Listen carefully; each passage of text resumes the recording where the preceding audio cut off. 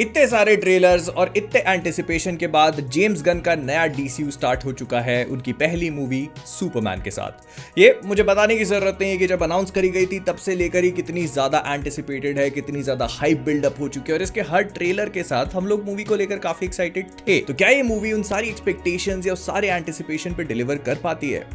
कहानी इतनी सिंपल नहीं है, आइए बात करते हैं। तो हल्का फुल्का सिनॉप्सिस, डेविड कॉन्सवेट का सुपरमैन 3 साल से मेट्रोपोलिस और पूरी दुनिया के सामने सुपरमैनिंग करता आ रहा है and everyone knows who he is. और यही चीज पार्ट ऑफ द प्रॉब्लम भी है, मतलब उसका एग्जिस्ट करना। लेक्स लूथर जो कि इस दुनिया का एक बहुत बड़ा इविल जीनियस है, उसको एक आंख नहीं पाता and he want Superman to go away. अब ये सारी चीजें लेक्स लूथर कैसे करता है, क्या सुपरमैन इनका सामना कर पाएगा, नहीं कर पाएगा, और ये सारी चीजें करने में उसको कितनी मेहनत लगेगी, ये सब कुछ आपको मूवी देखकर ही पता चलेगा। लेकिन अगर मैं डायरेक्शन से शुरू करूं जो कि जेम्स गन ने किया हुआ है, और इसको लेकर भाई बहुत बातचीत हो रही थी कि I trust in James Gunn, I believe in James Gunn. और जब डेविड कॉन्सवेट का सुपरमैन अनाउंस हुआ था तो उससे पहले से एक टेम्पलेट है हमारे पास हेनरी कैविल के सुपरमैन का, and we all know how much everyone loves him. तो ऐसे में इतने बड़े शूज को फिल कर पाना बहुत ज्यादा मुश्किल होता है। जेम्स गन ने इस पर एक बिल्कुल ही डिफरेंट टेक लिया। मतलब अभी तक जो हम लोग स्नाइडरवर्स का सुपरमैन देखते हुए आ रहे थे, डेविड कॉन्सवेट का सुपरमैन उससे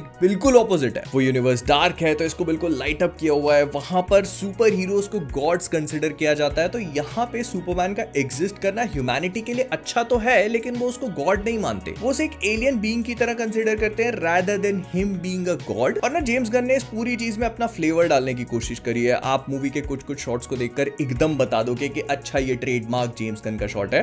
काफी सारी चीजें क्रिएटिव है, कैमरे वर्क के साथ बहुत प्ले करने की कोशिश करी है। जैसे दो लोग आपस में कन्वर्सेशन कर रहे हैं तो कैमरा एक बंदे के पीछे से दिखाएंगे, एंड फिर अगर कोई उससे बात कर रहा है तो कैमरा घूम के वहीं से उसकी तरफ चला जाएगा, तो ऐसा लगता है कि आप उसी कन्वर्सेशन का पार्ट हो। और वो जो होता है ना, जैसे हमने गार्डियंस ऑफ द गैलेक्सी में देखा है कि जब लोग आपस में बात करते हैं तो उनके बीच में एक सेंस ऑफ केओस होने लगता है। मतलब जब एक कैरेक्टर दूसरे कैरेक्टर की बात को ओवरलैप करने लगता है तो वो आपको भी ऐसा फील होता है कि अरे बहुत ही केओटिक कन्वर्सेशन है जब आर्ग्यूमेंट हो रहा है। तो यहां पर भी ये सारी चीजें रिक्रिएट करने की कोशिश करी गई है। फिर इसके बाद कोई शॉट ऐसा है जैसे एक ऑब्जेक्ट पे फोकस कर रहे हैं तो फिर एकदम से जूम इन होके किसी की शक्ल पे जाएगा, और बहुत सारे शॉट्स ऐसे, मतलब आपको फील होगा कि वो ट्रैकिंग शॉट्स के अलावा बहुत ज्यादा zoom in zoom out panning वाले शॉट्स हैं।